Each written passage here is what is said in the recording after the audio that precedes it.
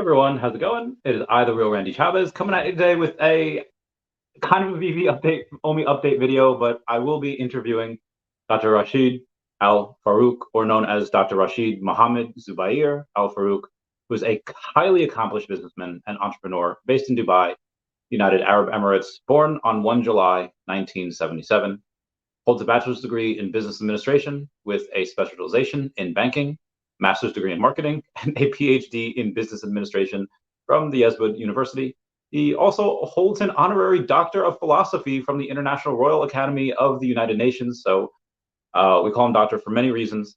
Throughout his career, Dr. Rashid Mohammed Zubair Al Farooq has also held various positions of leadership and responsibility.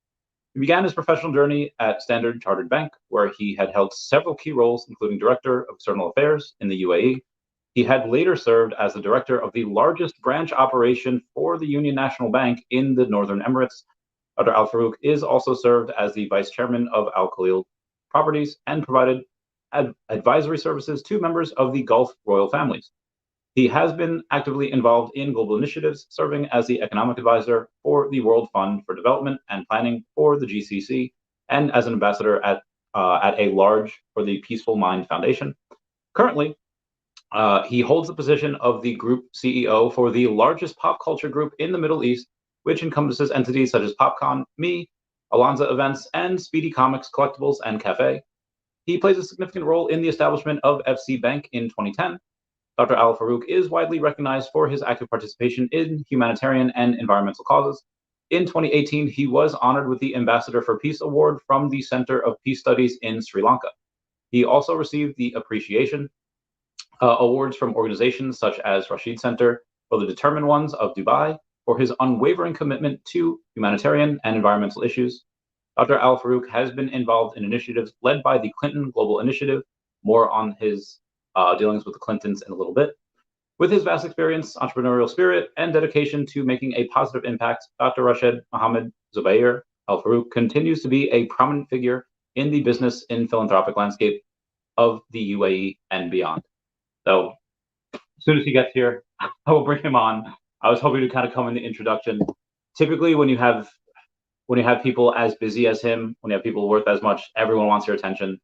So whether it's Darcy Donovan, whether it is David Yu, whether it is anybody worth in that 9 or 10 figure range, you do happen to have some of your meetings tend to run late. He will be here, I would say, in the next couple of minutes. He did finally see that message on Telegram, so he will be coming. I will talk about him. How do I log in? Okay. You don't log in. You just click the link and type in your name, and then you're good. Okay. So we do have a couple of things going on here today. I will talk about Veve with him. He does have a couple of Veve things, and shout out to David Yu's hairline. David Yu's hairline is the one that gave me this connect. This is something that I'm very excited about because, again, it is quite possible that he is the wealthiest whale on Veve. I know he has a couple of key things. I'm not 100% sure if he has OMI. We will talk about that. We will talk about life in the UAE, life as advising royal families, which is heckin' nuts. Obviously, we've had advisors to politicians on here before, such as Greg Schultz, who is President Biden's campaign manager. We will have a couple of other people on here as well that also advises politicians. One person I'll go and mention right now, not talking about any of his views or any of the things that he has said or will say in the future, but coming on the podcast at some point will be Ajuri Nigalail, who is chief and he is official spokesperson to HE, president of Nigeria. So we are having a couple of really big, awesome, amazing people over on the podcast. The second one. Oh God, the Earth 2. No, he's trying to log into the Earth 2. Okay, let me copy this. And I'll paste this. And there we go. This one. Okay, we'll get to the comments real quick. Wes says, very nice. How much? He has some oil.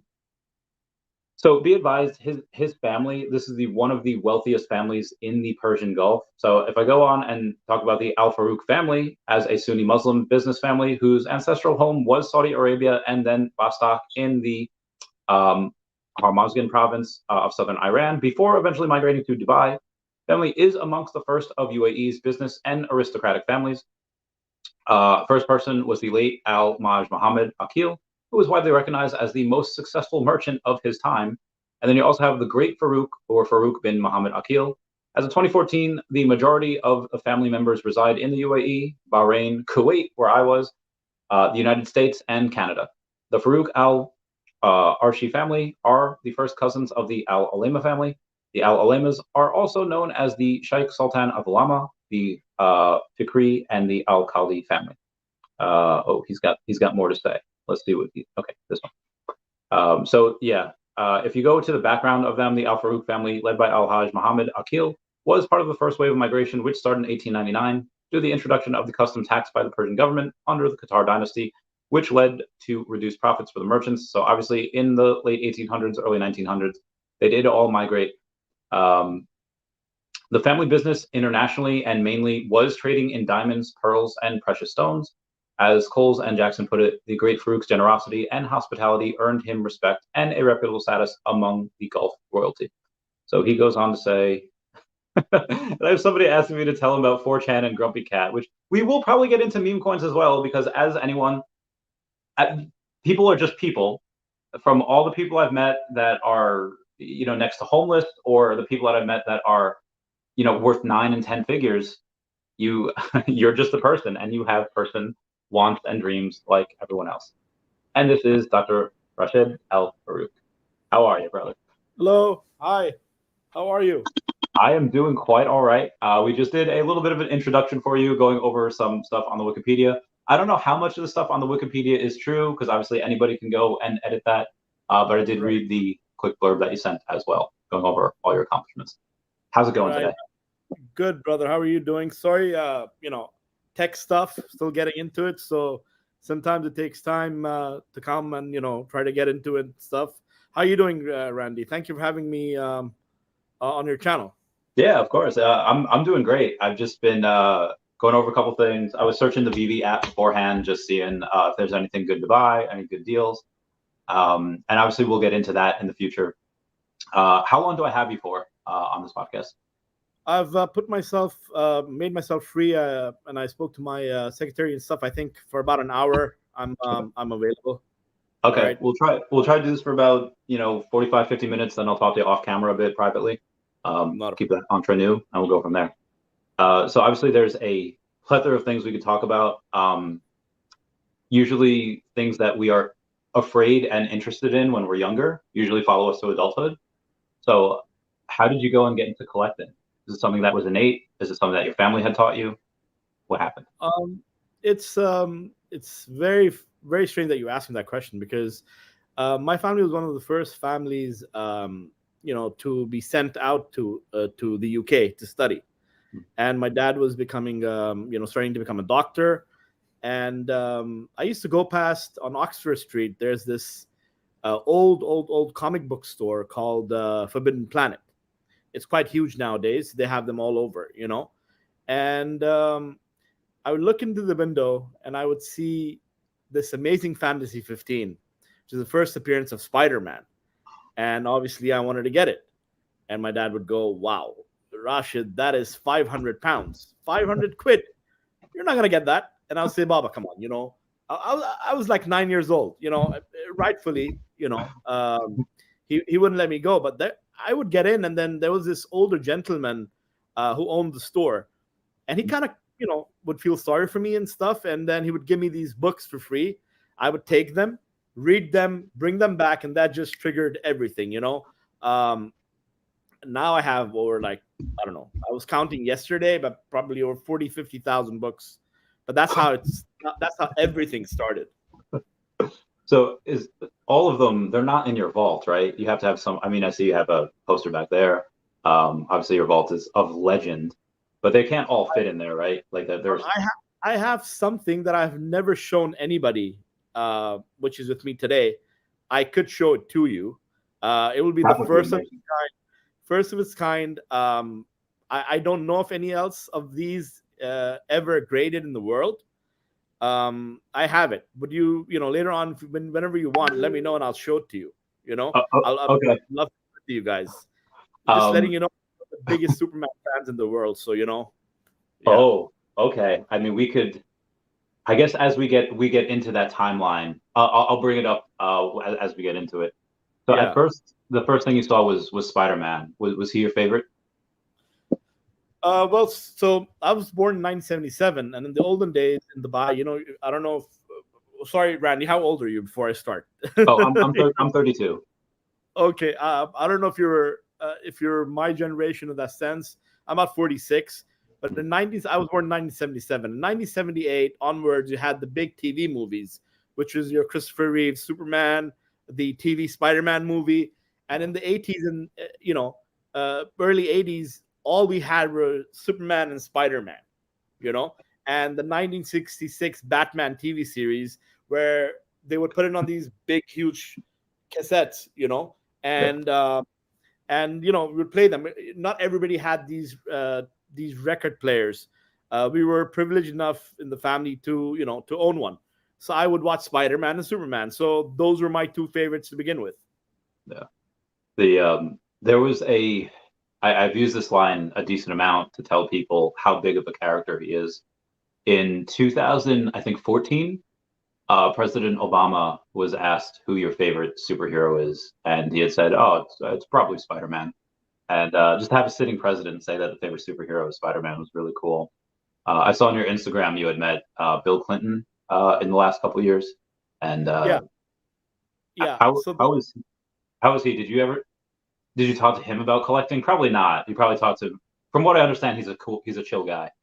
he's an amazing guy. I was fortunate enough to be selected as one at that time as one of the next world leaders by CGI, the Yeah, Clinton Global Initiative. yeah, When I went and met him in Denver, he was super cool, chill guy. I mean, yeah. I love the conversation with him. There's some stuff we spoke about that we can't speak about, Of but course.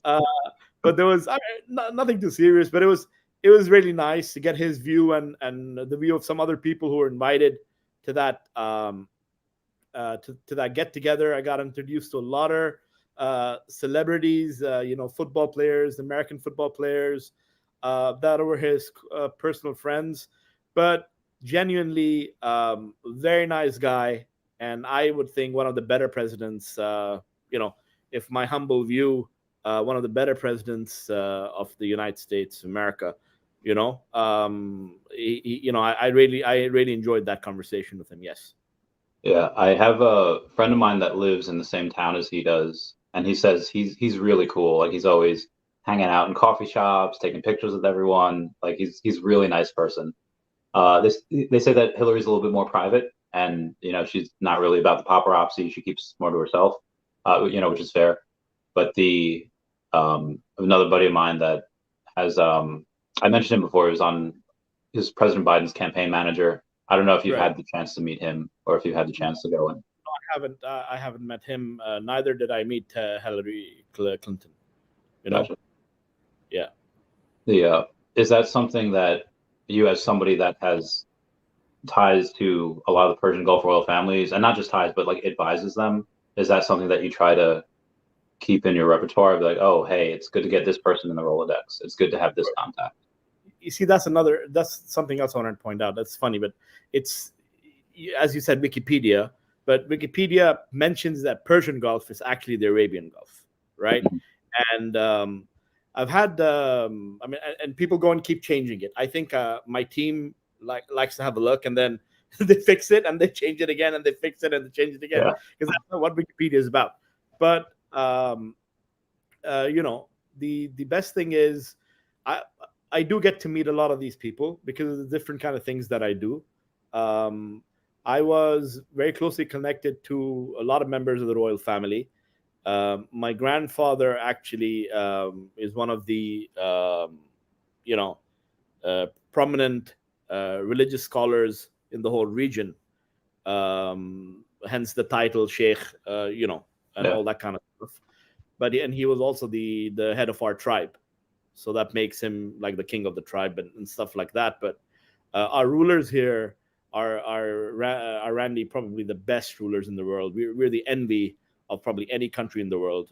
His Highness Sheikh Mohammed bin Zayed, His Highness Sheikh Mohammed bin Rashid, our Crown Princes Sheikh Hamdan and bin Muhammad, and Sheikh Khalid bin Muhammad.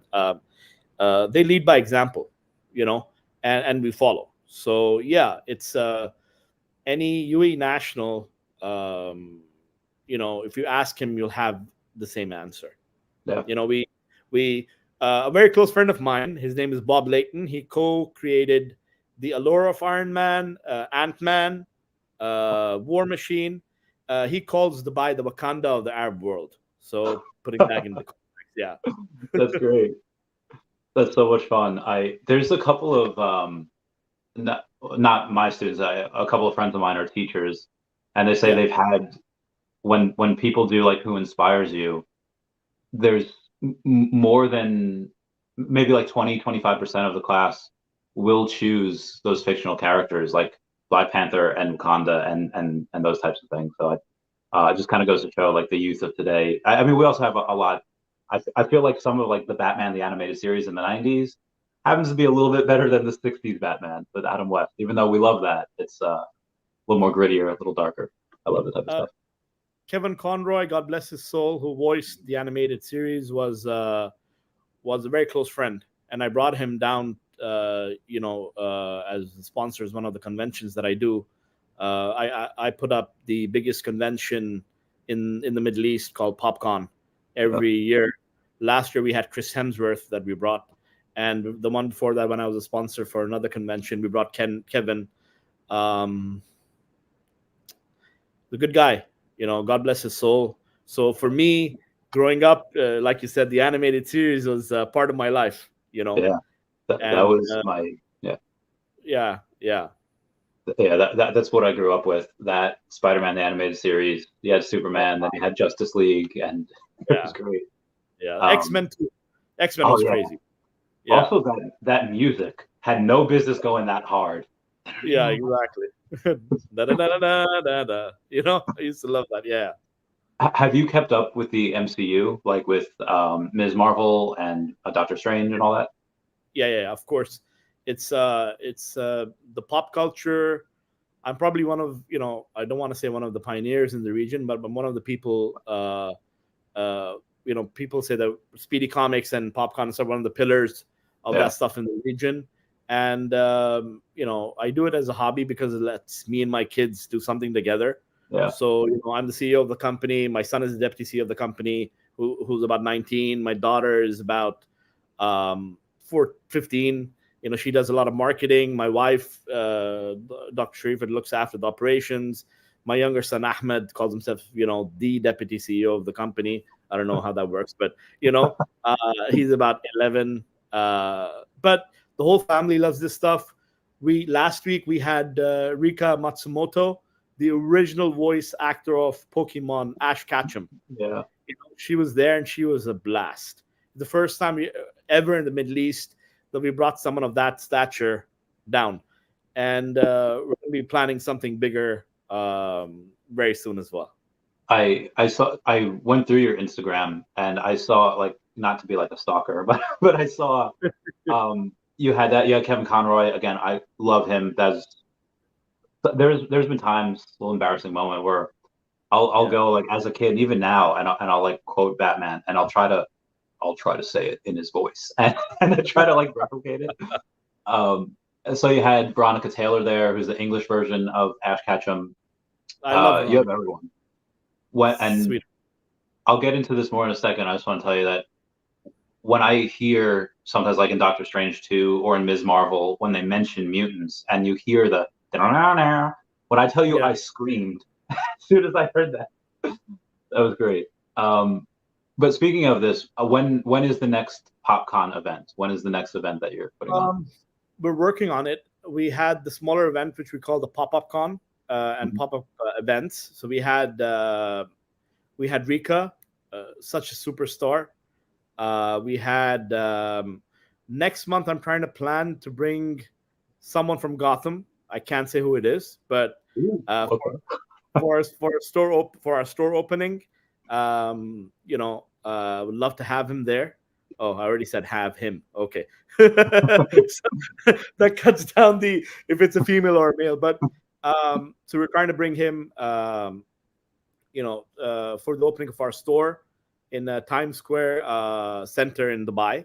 It's named after Times Square in New York. But yeah, so that's there. And then probably around January, we're looking at having the big con again. Okay. So, a lot of work to do, a lot of building and going back and forth and seeing who's going to be our headliner this year. I'm a big Marvel and DC fan. For my store opening in City Walk, Dubai, I brought Brandon Routh, Superman, who's one of my childhood favorite actors. And I brought Kevin Sussman, who plays Big Bang Theory. On, he owns the comic book store manager. He was hilarious. I mean, he was selling to the customers and stuff like that. Amazing guys. Yeah. Yeah. I also, I thoroughly enjoy not every iteration of Batman, but I guess you could say that I'm a casual fan. I got a Todd Batman. I got Bane over there. Nice. I like to cosplay a lot. So when I go and when I get really, really big and I'm in shape, I like to cosplay as them. Do people cosplay at your conventions?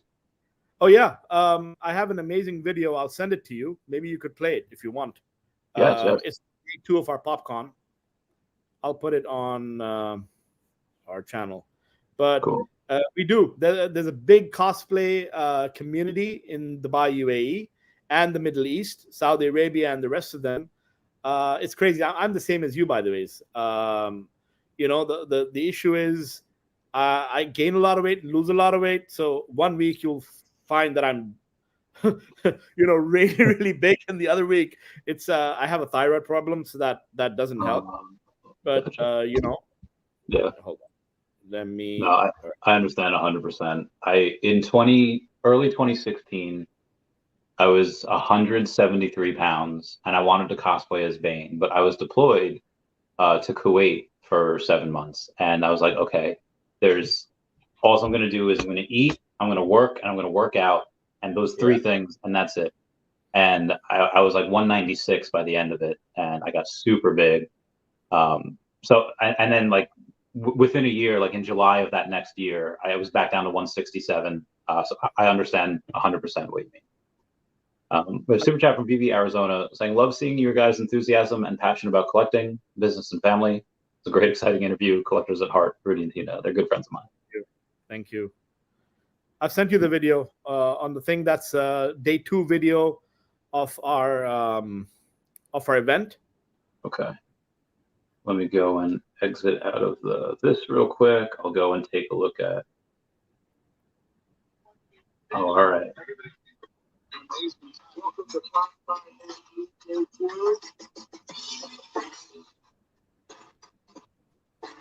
WandaVision. Veronica Taylor. Chris Hemsworth. I love her. Cobra Kai. That's Ray Porter who played Darkseid.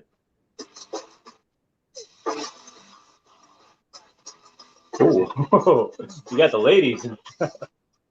Yeah. So this is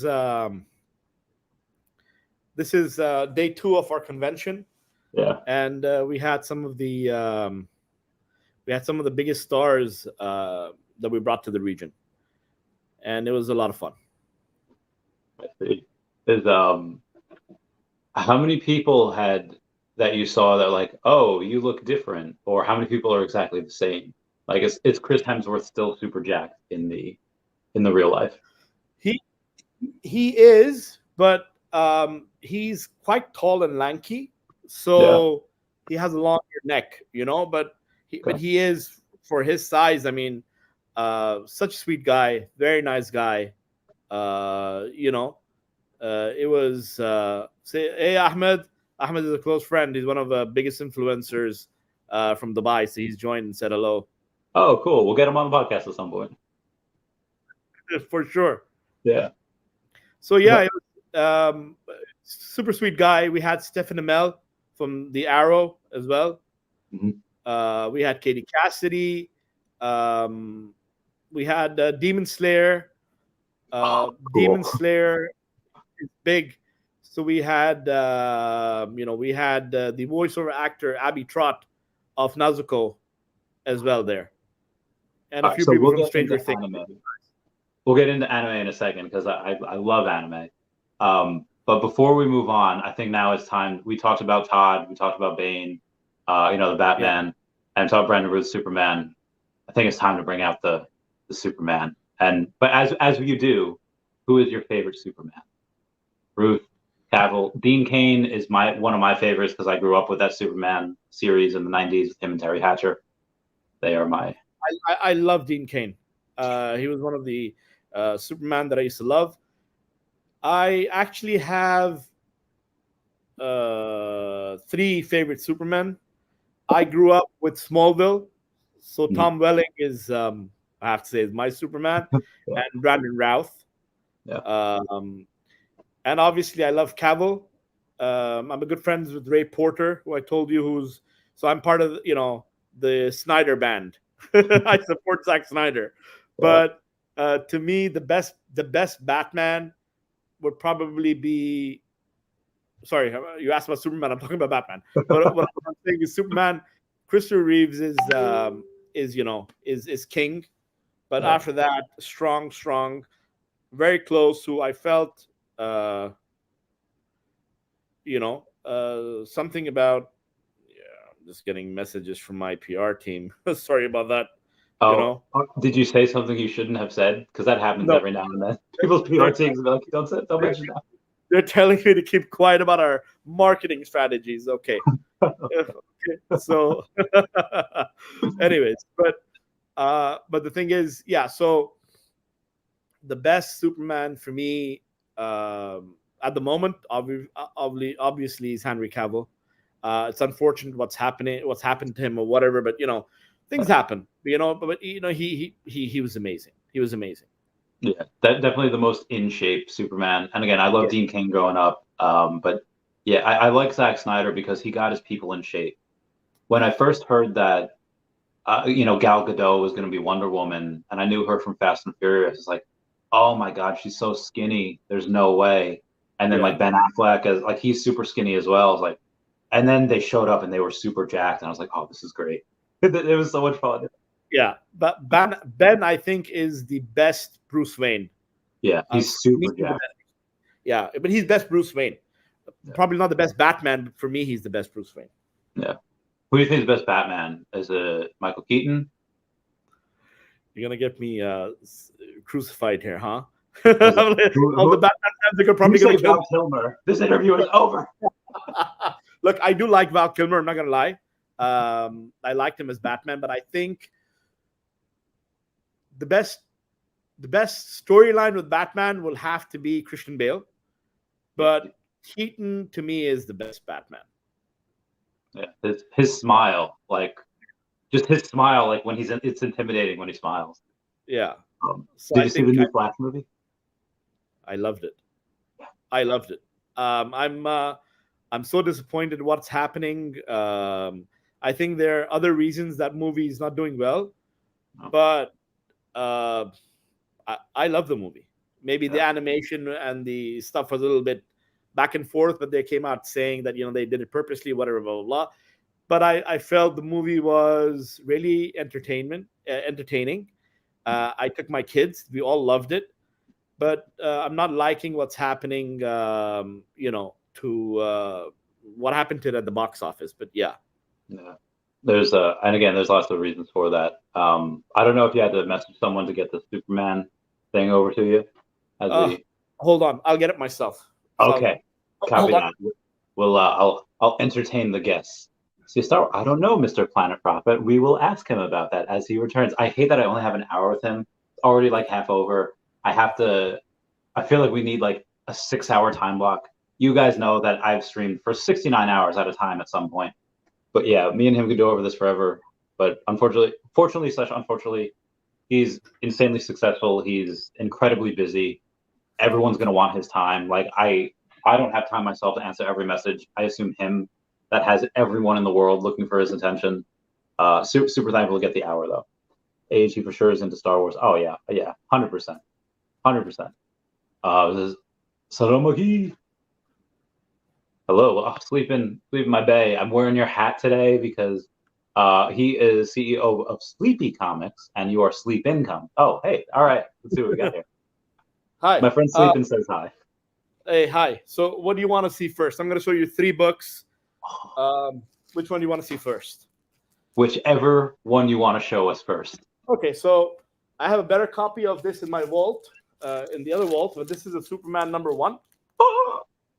That's an NG, but that's a Superman #1. Oh, yeah. Okay. The problem with these books are, Randy, it's not buying them, it's finding them. Yeah. That's my biggest challenge. I have another very nice book here. You said you had one in a higher grade for that one. I do. Do you mind saying what grade? It's 2.0. Okay.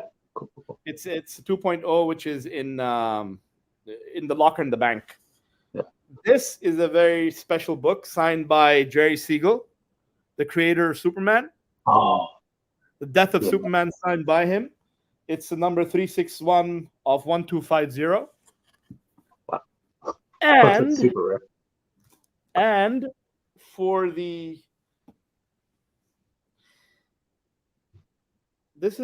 book is probably, I think, is the only one on Senses which is graded. It's a Action Comics 55 signed by both the creators of Superman. No freaking way.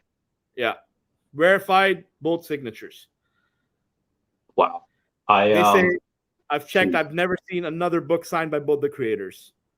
Graded. It's a one of one. And that's the value of that could be whatever someone's willing to pay. And exactly. you would have for one of one. Geez, I mean, you can imagine I sleep with it under my bed, so easily in the 7 figures. I think so, but it's what the person wants to pay for it. Like a lot of times, people take things out of context. I have 2 copies of Superman #1. So when we were speaking in one of my videos, and they asked me, how much is Superman worth? So I'm like, a copy of Superman sold for about $5.3 million. And then I had these trolls and haters. That copy of yours is not worth. I'm like, dude, I didn't say my copy. I said a copy of Superman #1. It's just getting the stuff down here is almost impossible. Yeah. Even though in my last video I said impossible to even spelled I am possible. Yeah. I am possible. But the thing is, you always my problem is, why do you hate? It's a beautiful hobby we're all into. Yeah. We collect. We're a small community of people that love each other, I think, in the best of ways, and earlier it was not cool to be geek stuff and blah blah blah. Look, don't get me wrong, growing up, I was a big fan of Bruce Lee. There you go. Yeah, big nerd, big nerd all around. Yeah, so growing up, I was a big fan of Bruce Lee. I have a black belt in Brazilian Jiu-Jitsu. I look like I can do sumo now instead of Jiu-Jitsu, but stuff like that. But growing up, I used to love different kind of animes. We'll get into that, but my Superman, I think, is something that I wouldn't sell. I was offered a lot of money for this NG as well, but I didn't sell. It's not about selling. I have a lot of seller's remorse. You know what I mean? Yes. Trying to get it back is the bigger challenge then. I sold Hulk #1 that I had, which was a 5.5 signed by Stan Lee. And getting it back, okay, it's not as hard, but you know what I mean? Getting it is, it's harder to get it at the right price and stuff like that, But yeah, and part of the reason, I don't know if it's necessarily hate. Some of it's hate, some of it's jealousy, because people wish that they had that money to spend. And some people that have never had that money, they think they would never spend something like that. But when push comes to shove and you're trying to look to diversify, okay, you have real estate, you have gold and silver, you have crypto, and what's some other things to put it in? Well, you would spend that because it's a very limited item. And again, people don't know that some people would pay, what are there, 59 million millionaires in the world? And that's just millionaires. Right. Yeah, of course they would go and they would spend 7 figures on something. But Randy, sorry to cut you on, but let me tell you something. I know I come from a very good family in the region, but anything that I have today, 99.9% of it is all own earned money. I fought with my dad at the age of 16 when he got married again on my mom.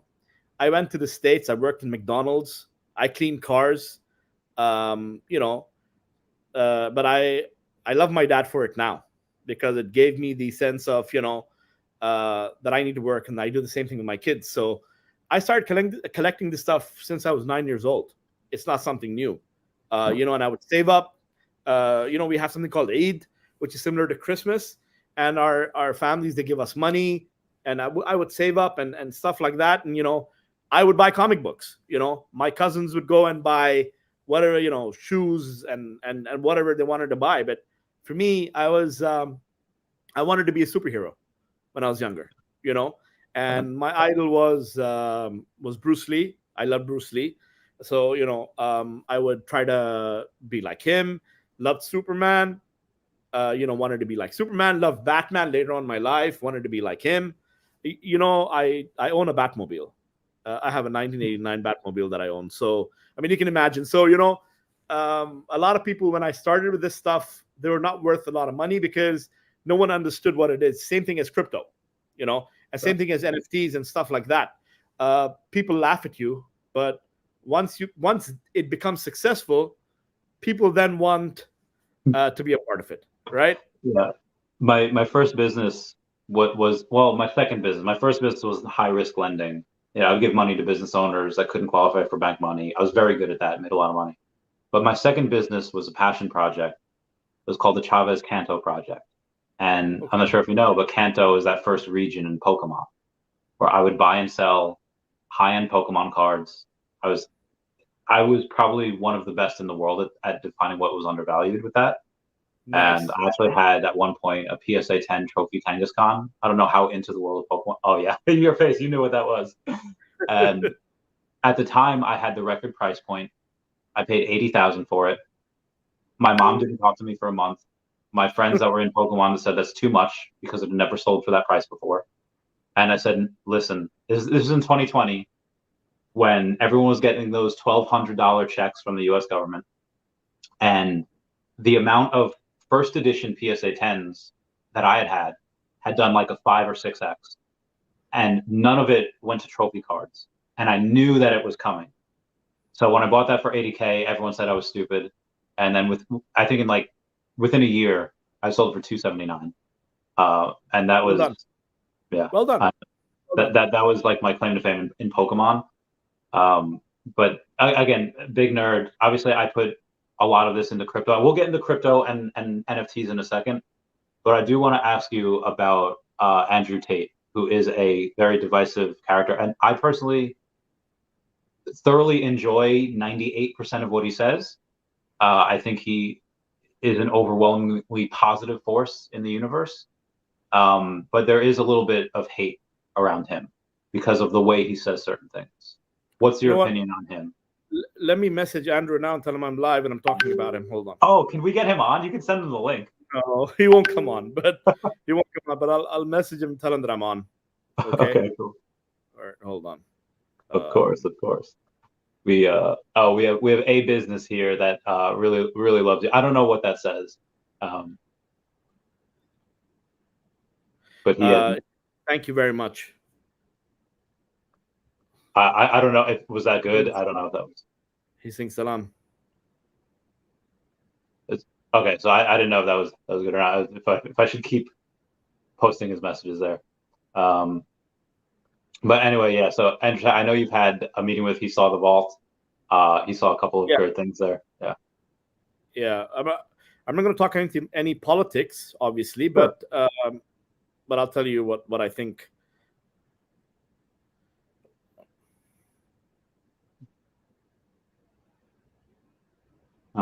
A business says he was deployed in Kuwait in 2020. I was there in 2016. Interesting. Abdullah bin Hindi says, hey. Oh, hi, Abdullah. How you doing, man? We're still working on our stuff. He's a close friend. Very good. Well, yeah. So Andrew, beautiful gentleman, unbelievable guy, unbelievable guy. I think out of all the superheroes, he likes Batman. That's what he told me. Other than that, he has his own views and stuff. But Andrew, all I can tell you about him is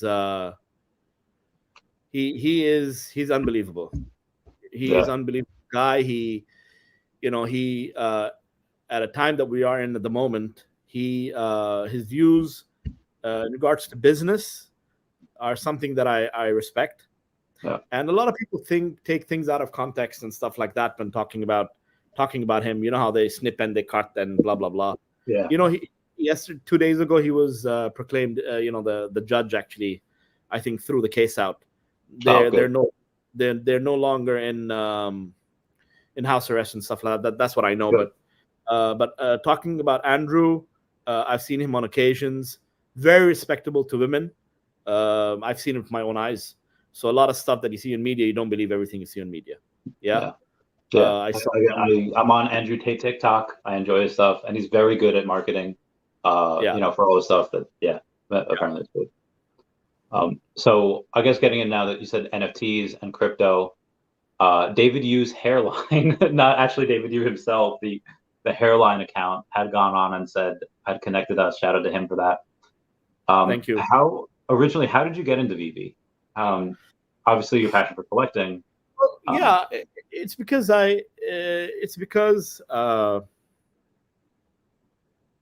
sorry, hold on. Yeah, no problem. Get the rest of these comments. Yeah, Rudy. Ask him about that next. Sourdough says you are the future of entertainment. You are. Positive.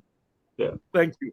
I got into collecting, being curious. I found out about it, and I had to, like a little kid, go in there and buy everything I could buy, trying to get these the ultra rares and everything else, and I wouldn't get them, and then I bought them off the market and stuff like that. But I think a lot of people are using bots or something, because I would never I've never won one of those, any of that stuff. Yeah. How many collectibles do you have on the app? I don't know, between comics and collectibles. Let me get into the app. Hold on. Let me check. All right, let's get this spread. We're going deep here. I'm a relatively, I would say, casual fan. I got, what was this? $13.93 between collectibles and comics. Only 70 sets, so it's modest in the top 500 wallets. As you're getting that, my biggest claim to fame is either one of two things: either my number 43 Luke Skywalker set, so the rare, ultra rare, and secret rare Luke Skywalkers, all matching 43. Yeah, I'm a big Star Wars fan. Oh, great! We have a couple people asking if you were a big Star Wars fan, and we'll get into that in a second. And then my other biggest claim to fame is the number 41 set of all of the Veve logos. As you know, number 41 is the lowest mint number you can get, and that was that. But yeah, tell me about the Veve journey.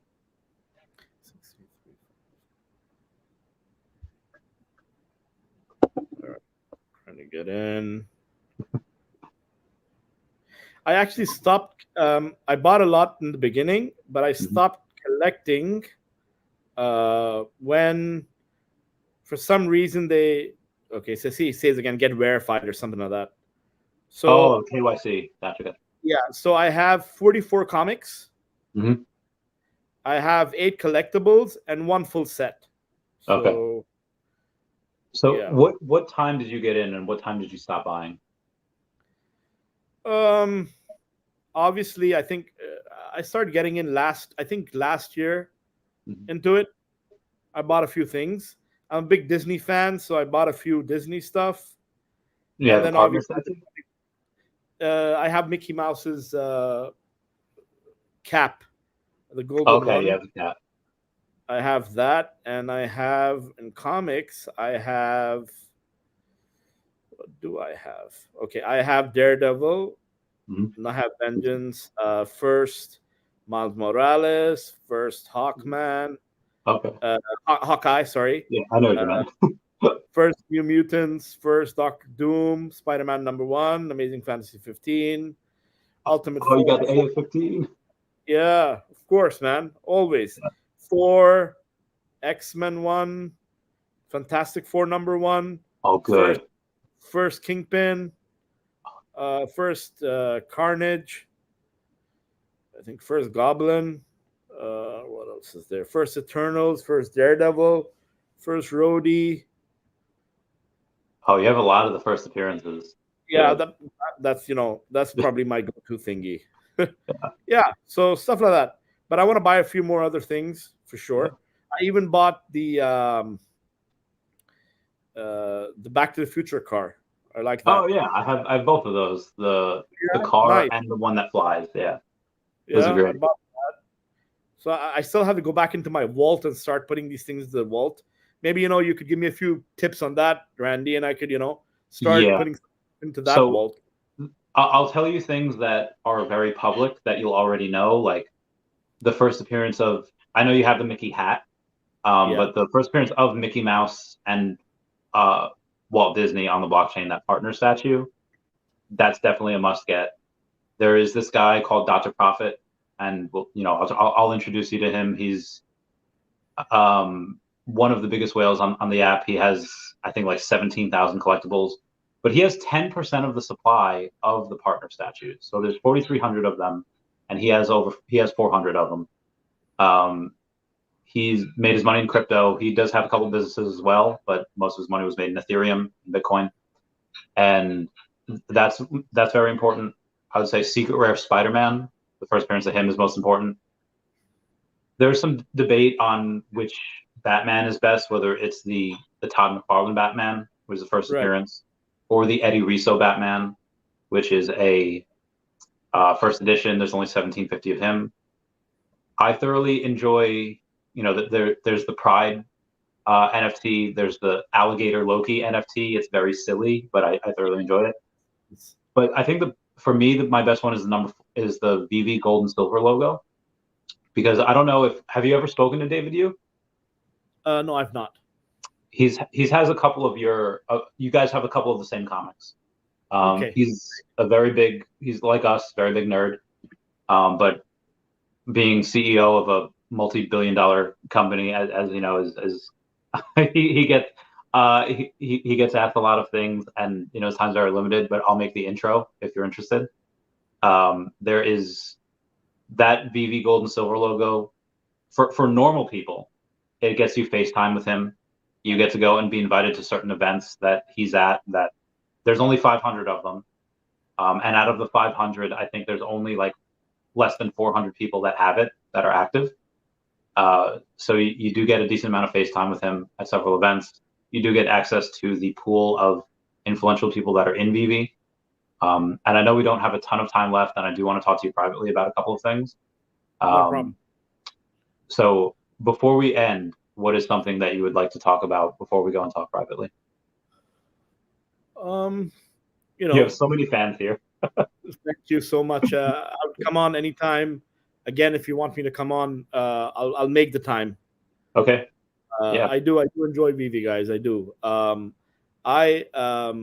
Look, if I would, if I had to say something, I would say, in regards to collecting, if you want any advice on collecting, buy stuff for the long term. Bob Layton, who's a close friend of mine, I told you I love him to death, and he said something to me that stuck with my head. He told me, Rashid, never let the little boy with that red balloon die in your heart. So if you want to reach a goal, if you want to be chairman, if you want to be CEO of a company, aim to be aim to be chairman.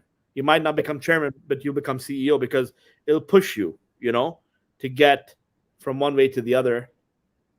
You know, I always tell my kids, start collecting, start reading.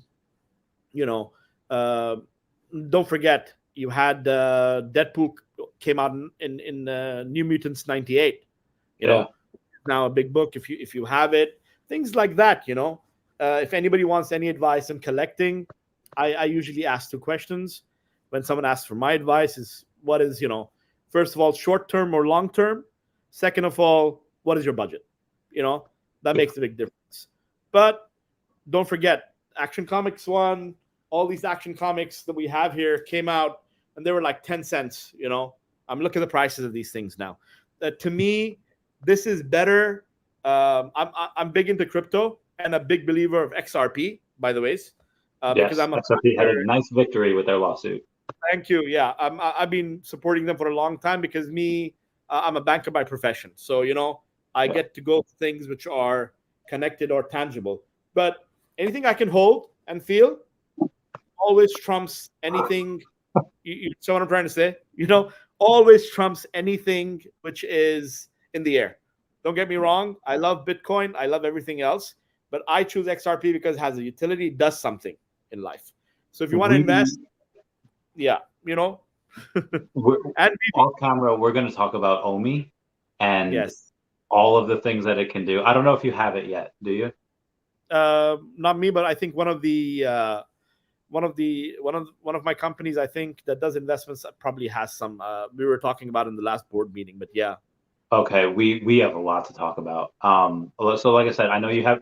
We'll talk off camera for a little bit. I know you have to go, so we'll go right now. Thank you everyone for coming by. Thank you so much for making the time. Everyone say bye-bye to Dashi. Bye-bye, Dashi. And obviously stay on. We'll just